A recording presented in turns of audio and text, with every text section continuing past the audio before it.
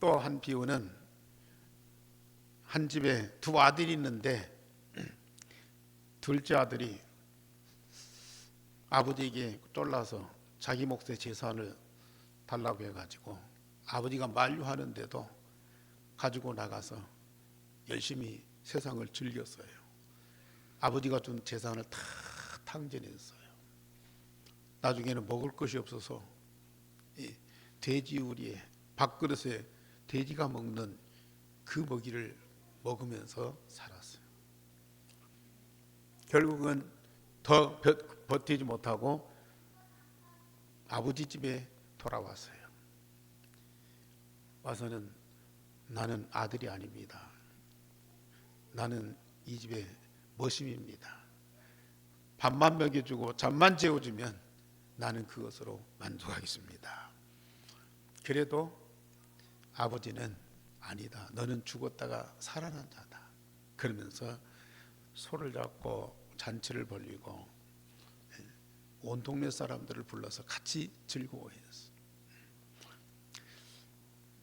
여러 가지 뜻이 있겠지만은 인간은 아무리 세상이 좋고 또 훌륭한 것이 많아도 우리 인간의 살 곳이 아니야.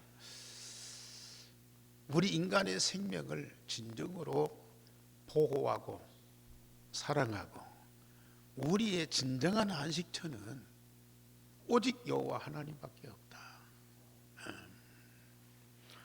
우리 생명의 절대적인 주권은 저 훌륭한 사람들의 그 능력이나 그 말이나 세상에 그렇게도 좋은 것들, 훌륭한 것들, 그런 것들에게 있는 것이 아니고 오직 여호와 하나님께 우리의 생명이 있다.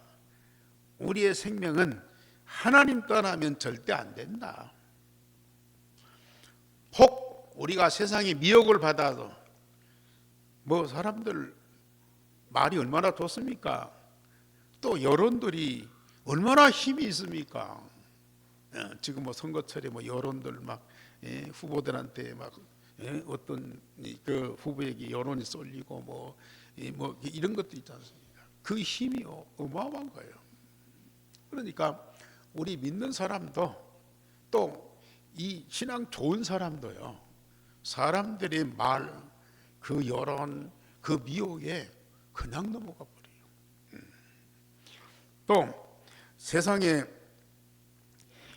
그 좋은 것들을 따라갈 수밖에 없어. 왜? 필요하니까.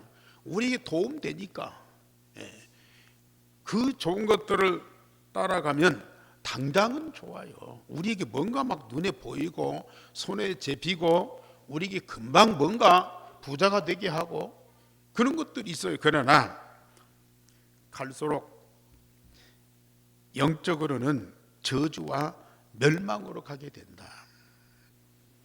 그래서 지금까지 우리 정말 그 기독교인들이 신앙생활 잘하던 분들도 또 교회와 함께하면서 많은 은혜를 받고 응답을 받았던 사람도 한순간에 세상의 여론과 세상의 좋은 것들 때문에 이리 방황하고 낙심하고 또 이 헤어날 수 없는 감정에 빠진 사람들이 너무 많은 거예요.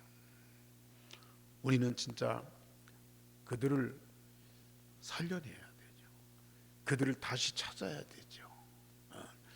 혹 우리가 그런 데 빠져서는 안 되죠. 그래서 정말 깨어서 근신하고 정신 차리라. 바울 사도가 복음 전하고 또 교회들에게 그런 말씀들을 많이 하셨어요. 그래서 우리는 성삼위 하나님께 집중하고 임마누엘과 보좌의 축복과 말씀 성취에 대한 축복을 누리면 내게 대한 하나님의 미션이 발견되는데 그 미션에 생명건 결단을 하면은 어느 날 세계를 살리게 된다.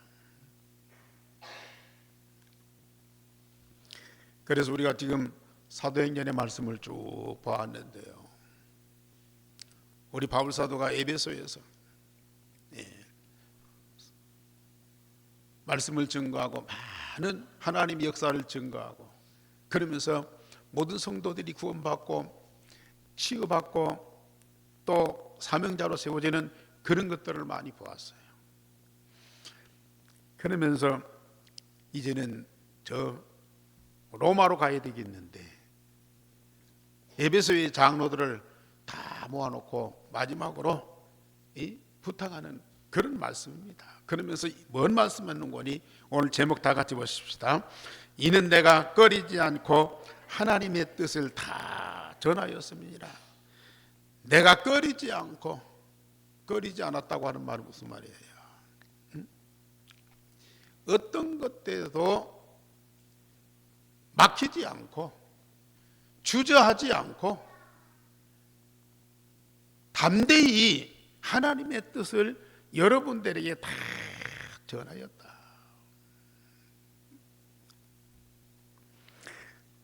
그 하나님의 뜻이 뭐냐? 그 하나님의 뜻을 정확하게 알고 그것을 다 전달해서 하나님의 뜻이 이루어지는 응답을 누리도록 했다. 그 하나님의 뜻을 전달하는데 자기는 목숨을 다했다. 목숨을 다해서 이 하나님의 뜻을 전달해서 거리낌이 없이 막힘이 없이 담대히 증거했다. 오늘 우리 성도님들이 이 결단을 하셔야 돼요. 물론 말씀드렸듯이 세상에 좋은 지식이나 정보가 있어요. 그것도 열심히 전달해야 돼요. 세상에 좋은 기술도 있고 과학도 있고 대단한 것들이 많습니다. 우리는 그것을 활용하면서 사람들한테 도움도 주어야 돼요. 그러나 이 세상에 절대 필요한 것은 하나님이 원하시는 것이죠. 정말로 하나님이 기뻐하시는 것이죠. 하나님이 세상에 주고자 하는 것들이 있습니다. 그것을 우리가 받아서 응답을 누리고 그들도 저들도 우리와 같이 그 응답을 받고 누리도록 우리는 그걸 전달을 해야 돼요. 이것이 우리에게 주어진 사명입니다. 그래서 첫째로 바울은 하나님의 뜻인 로마 복음화를 위한 생명건 결단을 하였다고 그랬습니다.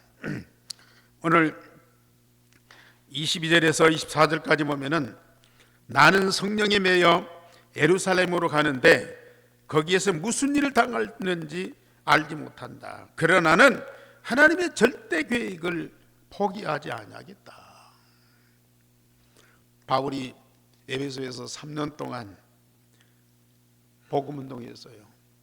담대히 하나님의 나라를 증거했더니 아시아에서 모든 사람들, 유대인이나 헬라인들이 다 복음을 듣고 귀신들이 나가고 병든 자들이 치유를 받고 종교와 우상들이 무너지는 엄청난 하나님의 역사를 보았습니다. 이 역사를 본 바울이 이 시대의 땅끝, 그 시대의 땅끝, 그 시대의 최대의 강대국 저 로마에서도 이 역사를 봐야 되겠다. 이 말은 자기가 그걸 보고 즐거워하겠다 그 말도 되지만은 여기서 일어나는 하나님의 역사는 저 로마에서도 반드시 있어야 된다. 저 로마 사람들도 지금 사단에게 매여서 노예되고 포로되고 속국되어서 영적으로 얼마나 고통을 받고 있느냐.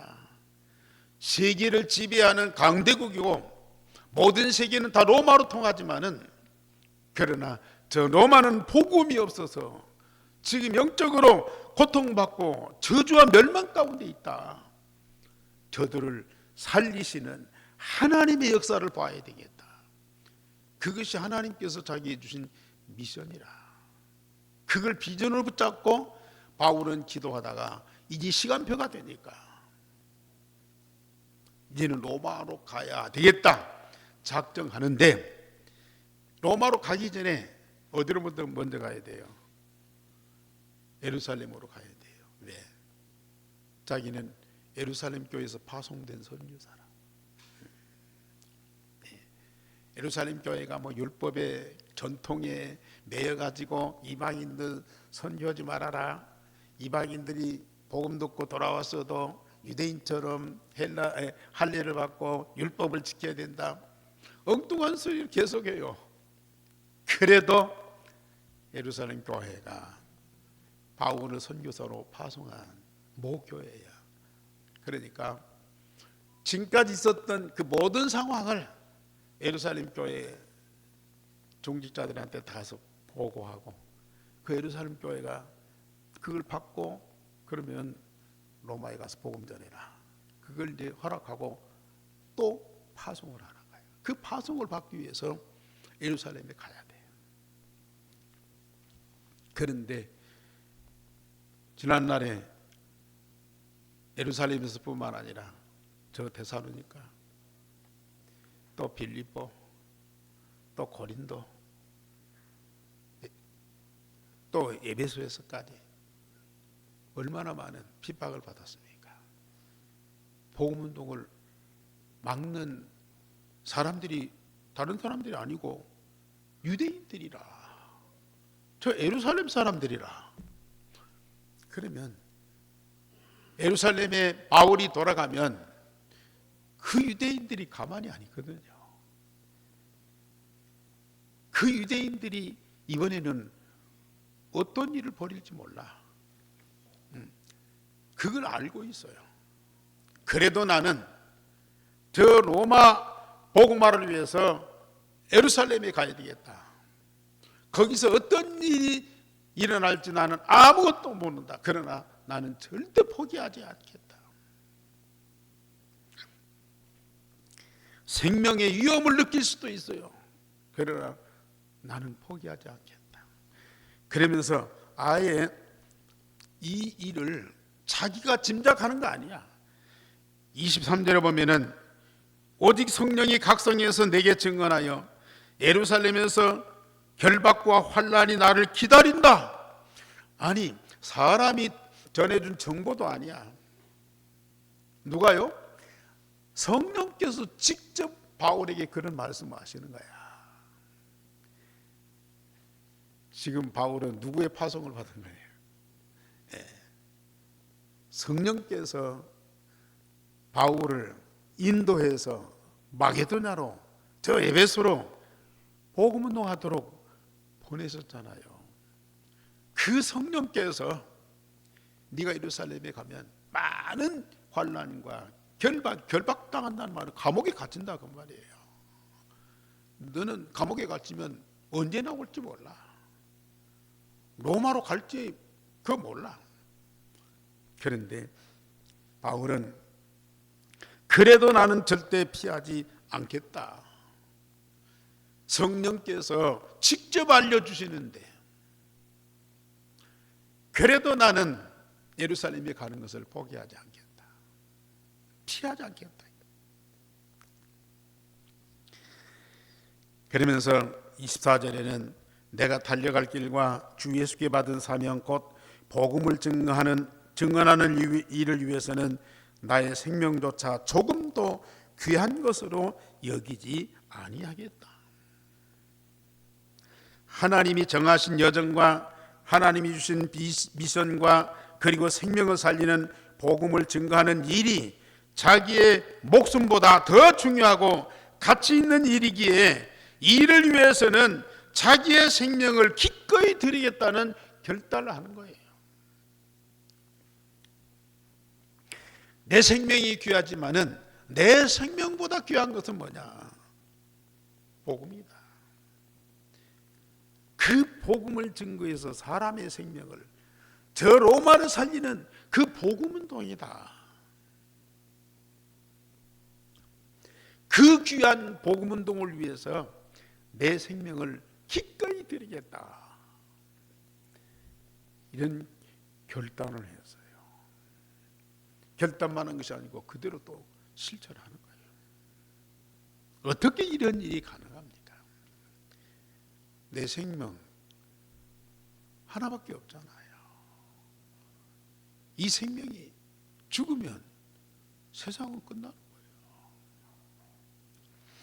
그런데도 이 생명을 들여서 복음동하겠다, 저 로마를 살리겠다, 그런 결단을 했어요. 어떻게 이런 결단을 할 수 있습니까?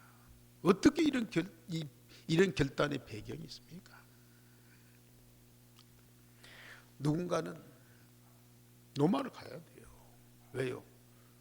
하나님 절대 목표니까요. 누군가는 이런 생명과 결단을 한 자가 일어나야 돼요. 그래야 하나님 절대 목표가 이루어지니까요. 그런데 누가 이런 결단을 하겠냐고 말이에요.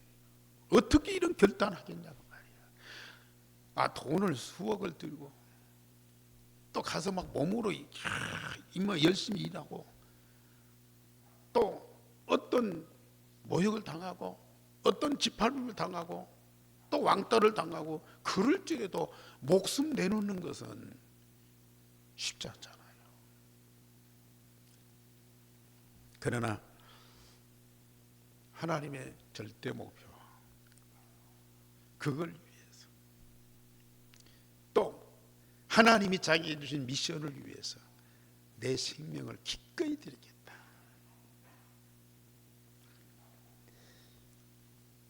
그러면 목숨이 거기서 끝납니까? 하나님이 나의 목숨을 희생의 제물로 위해서 로마를 살립니까? 로마를 살리는 희생의 제물은 오직 그리스도예요. 그리스도께서 이미 희생의 제물이 되셨어요. 이는 내 생명을 드리는 결단한다, 그 말은 무슨 말입니까? 내 인생의 삶의 목표가 어디 있느냐 그 말이에요. 내가 뭘 하다가 죽을 것인가, 내 삶과 내 죽음이 어디에다가 목표를 두고 어디에다가 가치를 두었느냐, 이걸 찾아라고 말이에요. 그러면 그 삶이요 얼마나 복된 줄 아십니까? 그 죽음이요 얼마나 복된 죽음입니까? 그래서 바울은 그걸 알기 때문에 나는 살든지 죽든지 내 몸에서 그리스도가 존귀되기를 원하노라. 평상시에 그리스도와 한 몸으로 하나 되어서 함께하는 그 삶 자체가 그리스도와 똑같은 생명을 가지고 그리스도와 똑같은 인격과 성품을 가지고 그리스도와 똑같은 삶을 살아가는 거예요. 그리스도가 십자가에 죽으셨어요. 피 흘려 고난받고 엄청난 이 고난을 겪었어요. 그렇다고 그 죽음으로 끝납니까? 사흘 만에 다시 부활하는 영광스러운 부활이잖아요. 고난이 아닙니다. 죽음이 아닙니다. 정말 하나님의 절대 목표에 내 인생의 방향을 정하고 살고 죽는 것은요 하나님의 영광으로 가득하게 하는 거야. 이게 하나님의 영광스러운 삶이고 하나님의 영광스러운 죽음이고요, 죽음 자체도 하나님의 영광으로 가득하고요. 이 비밀을 바울이 딱 한 거예요. 그렇기 때문에 이런 생명과 결단을 할 수 있어요.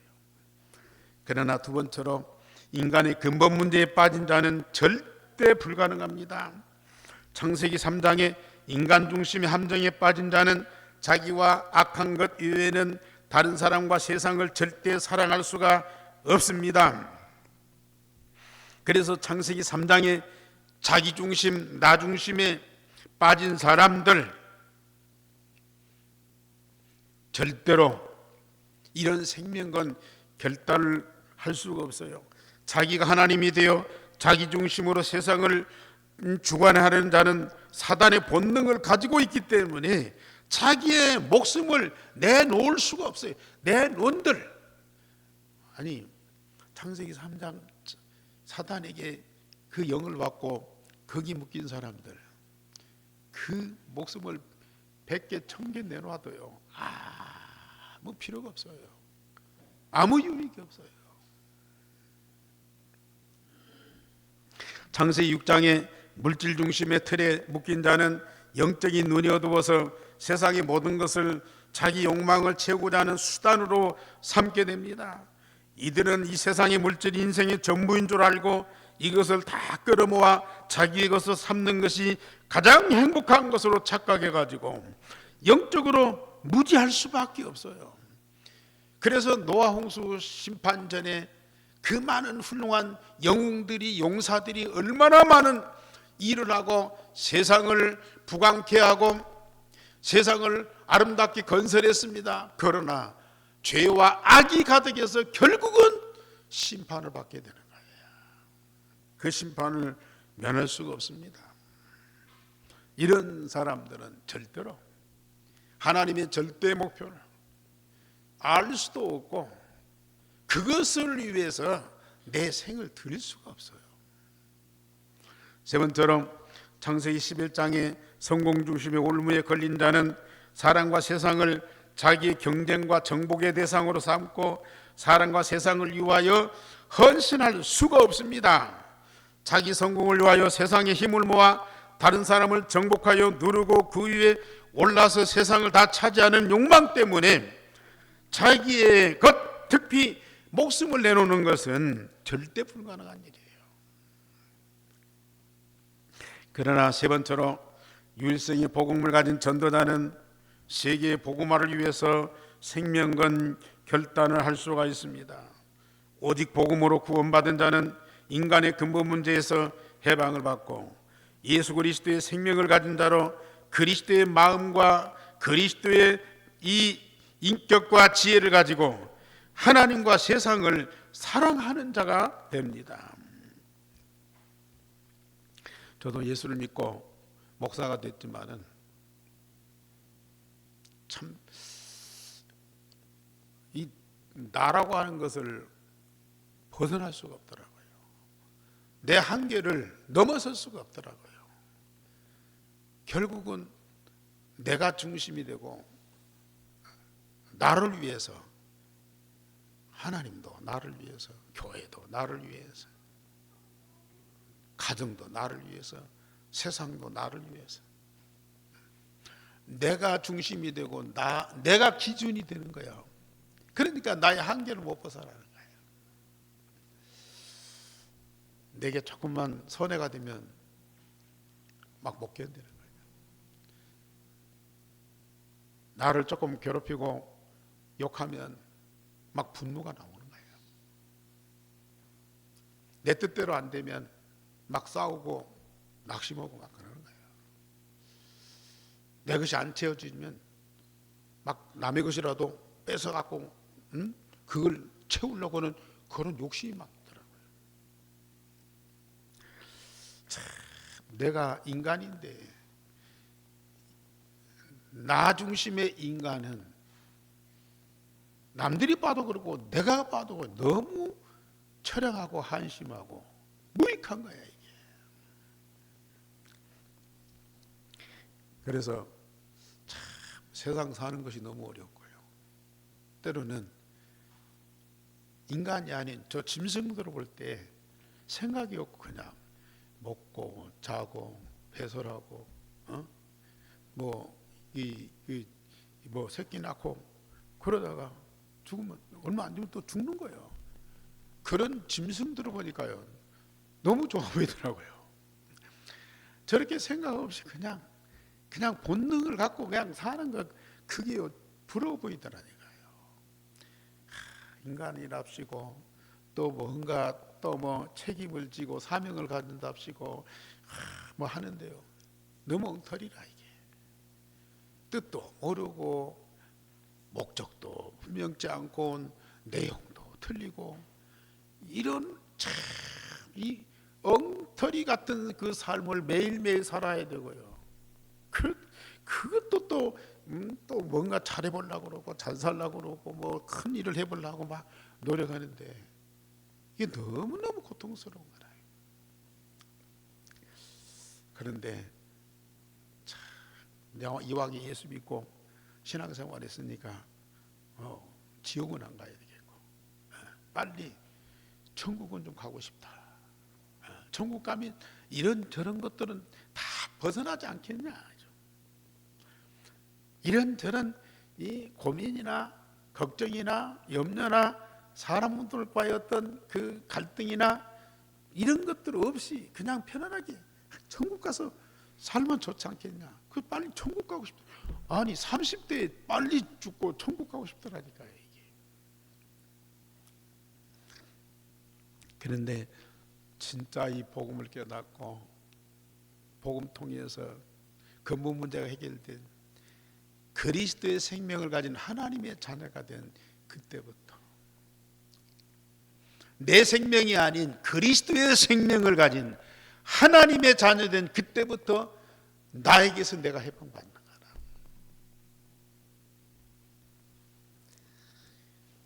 내 생명이 아니야. 나는 이미 그리스도와 함께 십자가에 죽었어. 내 안에는 오직 그리스도가 살고 그 그리스도의 생명이 나의 생명이더라니까요. 그러다 보니까 내 인생이 아니고 내가 그리스도의 인생이야. 그리스도의 삶을 살아. 내 뜻대로가 아니고 하나님의 말씀대로. 부족하지만 아직은 미숙하지만 하나님의 말씀을 받고 그 말씀을 담고 기도하고 그러다 보니까 나도 모르게 내 마음과 생각이 하나님 말씀대로 하나씩 하나씩 바꿔져 가는 거야 이게.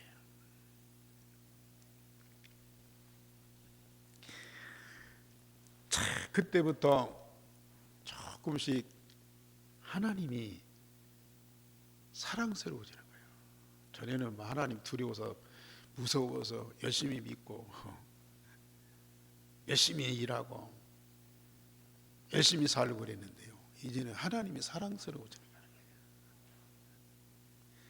멀리 계신 하나님이 아니고 나의 일생의 삶 속에 함께 하시는 하나님이 체험되고 느려지더라니까요.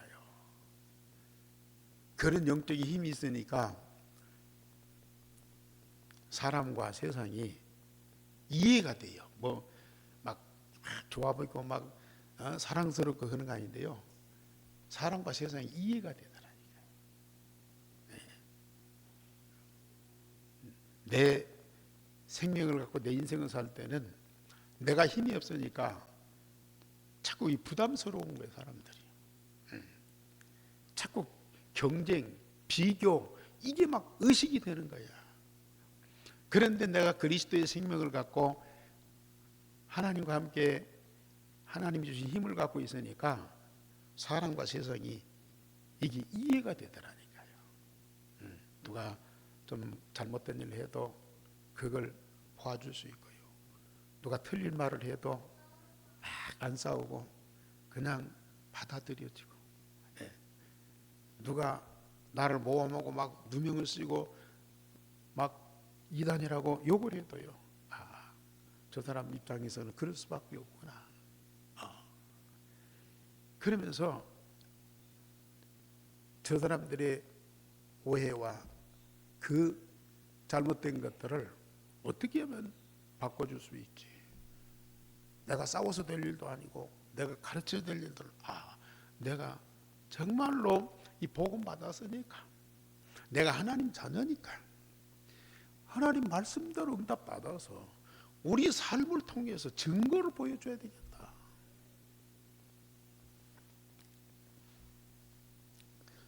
그러면서 그런 사람들도 마음이 품어지고 기도가 되어지더라니까요. 전에는 막 미워하고 같이 싸우고 같이 막 욕하고 그랬는데 이제는 그런 사람들이 이해가 되고 마음에 품어지면서 그들을 위해서 기도가 돼요. 주님, 저들에게도 내게 주신 복음을 주고 내게 있는 복음을 통해서 저들도 구원받고 하나님 자녀로서 이 축복을 누리게 해달라고 기도가 되더라니까요.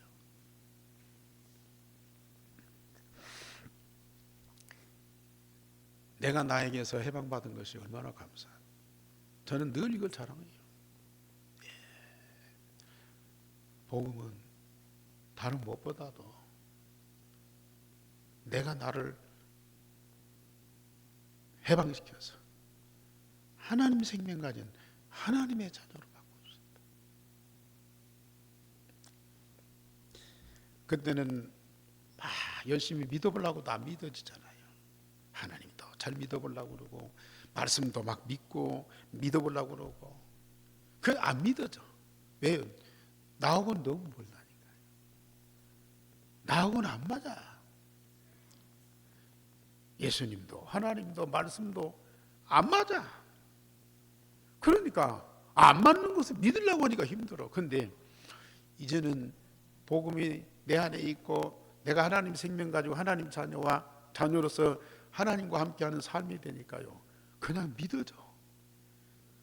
그냥 믿어진다니까요.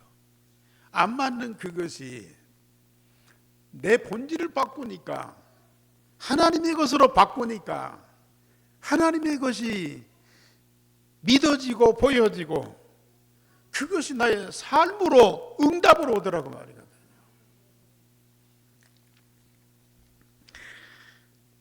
우리 예수님 뭐하러 오셨어요? 나한테 무슨 건강을 주고 축복을 주고 성공시키 아니라 나를 바꾸러 오셨습니다. 내 근본 문제 해결하고 나를 바꿔서 그리스도의 생명 가진 하나님의 자녀로 새롭게 재창조하기 위해서 우리 예수님이 오셨어요.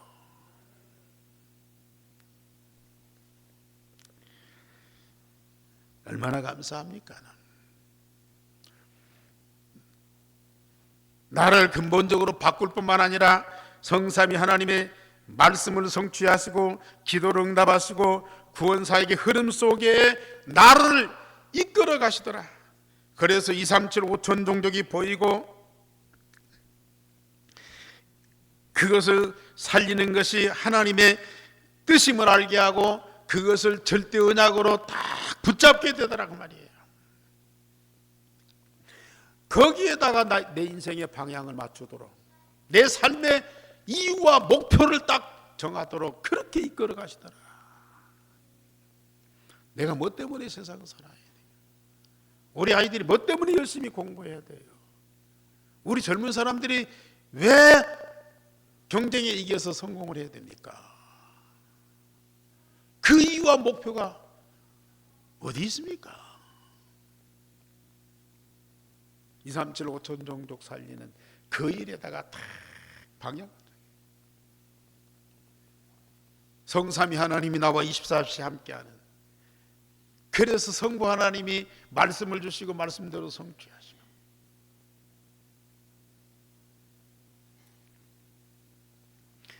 성자 예수님이 기도 응답하시면서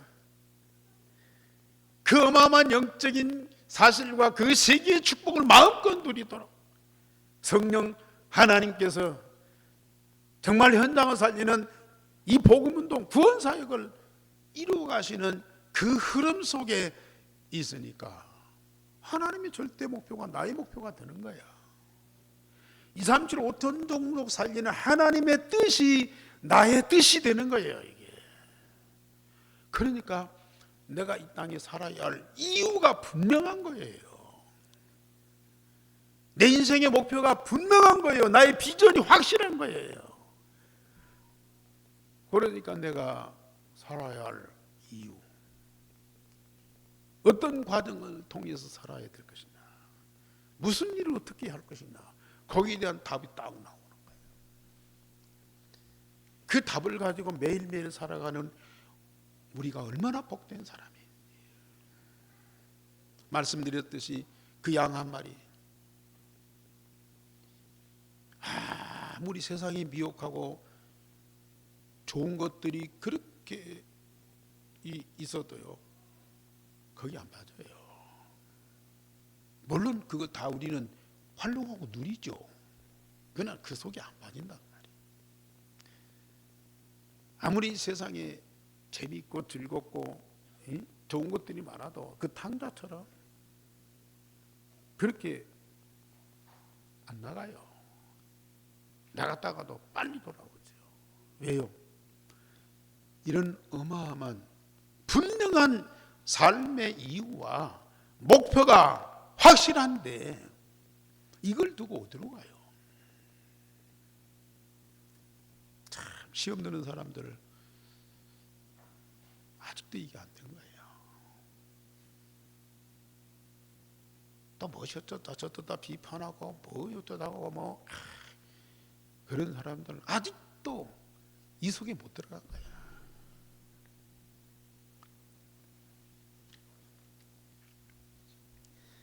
하나님의 절대의 목표인 237 5천 종족이 보이고 나의 비전을 삼게 되고 삶과 죽음의 이유가 바로 여기 있다.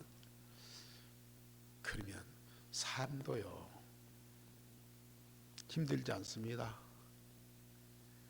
너무 즐거워요.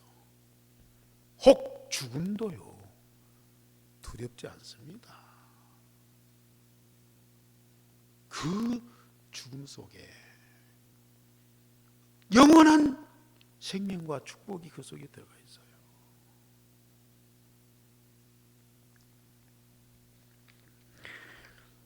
우리는 세상을 어떻게 살까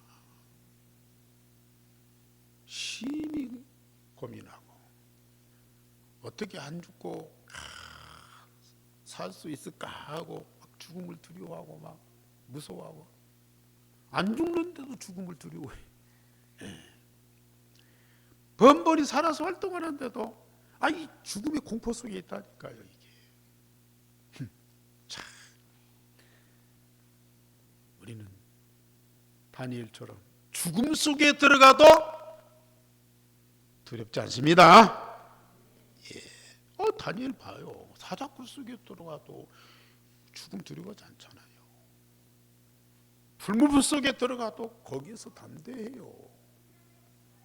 이게 삶의 이유와 목표를 분명한 사람. 아니 다니엘과 그 친구들은 이 바벨론에 포로 잡혀갖고 자기 나라도 아니야. 자기 민족도 아니야. 그런데 원수의 나라를 살리실 하나님의 계획과 그 목표를 마음에 담고 기도하다가 보니까요, 그 나라 왕들을 살리고 나라를 살리잖아요. 그런데 일부의 몰지각한 사람들이 오해해갖고 이 다니엘과 그 친구들을 모함해갖고 막 사자굴 속에 불무불 속에 집어넣잖아요. 그래도 이들은 도망치지 않고 뭐 변명하거나 싸우지 않고요, 그냥 죽음 속에 들어가요. 그 속에 누가 있어요? 성삼위 하나님 함께 하잖아요. 그 불 속에 하나님 나라가 이루어져 있잖아요. 그 응답을 누리는 사람들이라. 그 사람들 뿐이겠습니까? 그때뿐이겠습니까? 지금 우리는 지금 얼마나 이 말씀을 지난주도 석 달 동안 저희는 하나님 나라를 담대히 증거했다. 사람들이 그걸 싫어하고 비판하니까요, 두란노 서원에 2년 동안 하나님 나라를 지금 강단에서 또 이 훈련에서요 계속 성삼위 하나님 함께하고 보좌의 축복으로, 이거 아니면 세상 사는 거 어렵습니다. 세상과 아무리 다 가져도요 진짜 이 세상이 어렵습니다. 아니 최정상에 올라간 사람들은 세상을 내려다보면서 이게 다 내 것이다 그러면서 세상을 즐겁게 누리고 있는 줄 아세요? 대통령들 최정상에 올라가세요. 얼마나 불안합니까? 바벨탑이라니까요. 언제 흔들리고 언제 무너지고 언제 쏠려갈지 몰라 이게. 그런데 지금 우리는 가진 것도 없어요. 능력도 없어요. 배경도. 그런데 율생의 복음이 각인 뿌리쳐져 있어요. 성삼위 하나님 24시 함께 보좌의 축복과 능력과 그 영광의 빛이 우리 가득히, 이 말씀이 우리 배에서 생수의 강처럼 흘러넘쳐. 이런 자가 세상에 어디 있습니까? 여러분들 아니고는 없어요. 여러분들이 저녁에 조금씩만 집중한다면 이게 다 와 있다니까요. 아직까지도 기도를 못하는 분들이 있어요. 쓸데없이 걱정하고 불안하고 넘욕하고 짜증내고 싸우고 아등바등하고. 그렇지 이 기도를 못한다니까요.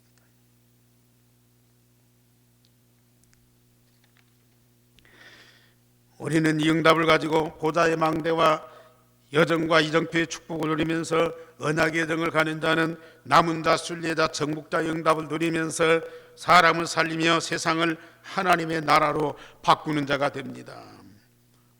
오늘 25절에도 보라 내가 여러분 중에 왕래하며 하나님의 나라를 전파하였으나, 바울이 돌아다니면서 외친 것은 하나님의 나라.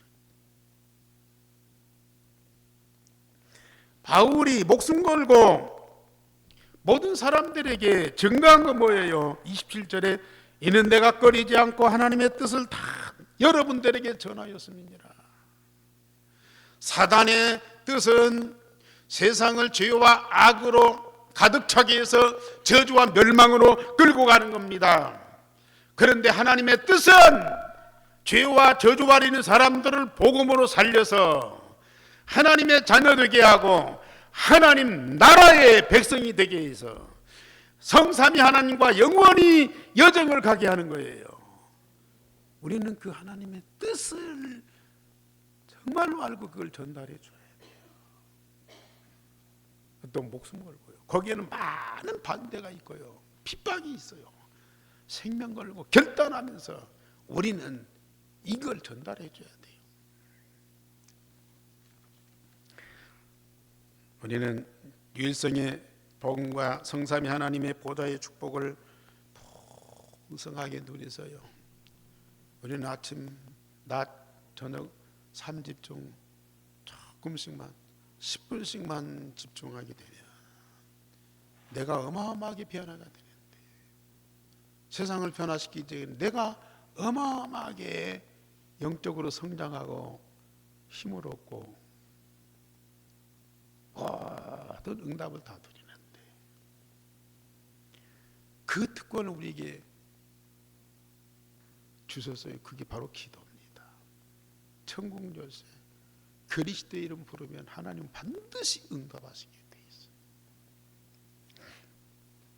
따라서 우리는 말씀, 기도, 전도의 흐름 속에서 하나님의 절대 계획을 발견하세요. 하나님의 절대 뜻이 뭔가를 딱 발견하세요. 그것이 나의 비전으로 삼고 날마다 기도 제목이 된다. 내가 그 속에 들어가는 거예요. 내가 뭘 하는 것이 아니고요. 나의 비전이 되고 나의 기도 제목이 되면 하나님 절대 계획 속에 내가 들어가 있는 거예요. 이게 또한 집중기도 속에서 나에게 주시는 미션을 발견하고 생명건 결단을 하세요. 이제 앞으로 새 때를 준비하죠.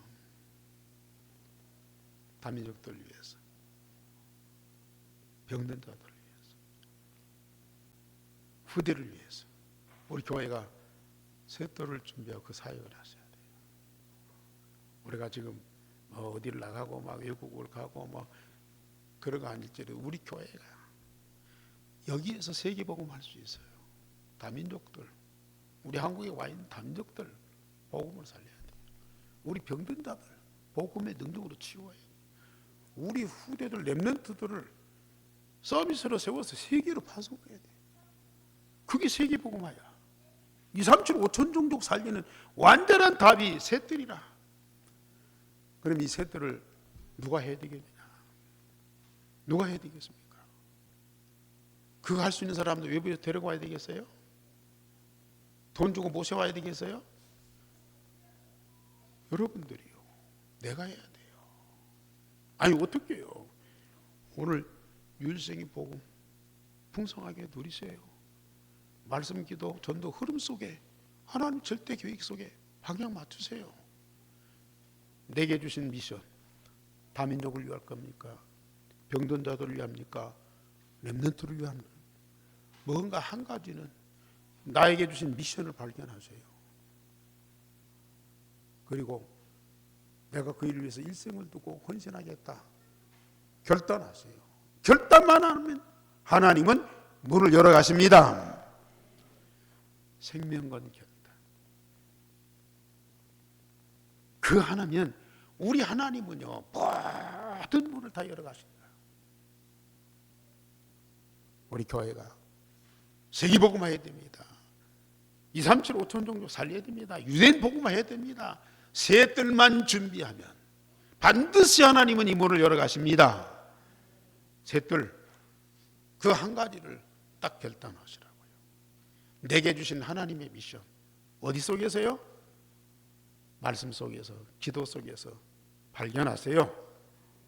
그러면 하나님은 분명히 문을 열어 가시면서 응답을 주실 겁니다. 우리 하나님 감사를 드립니다.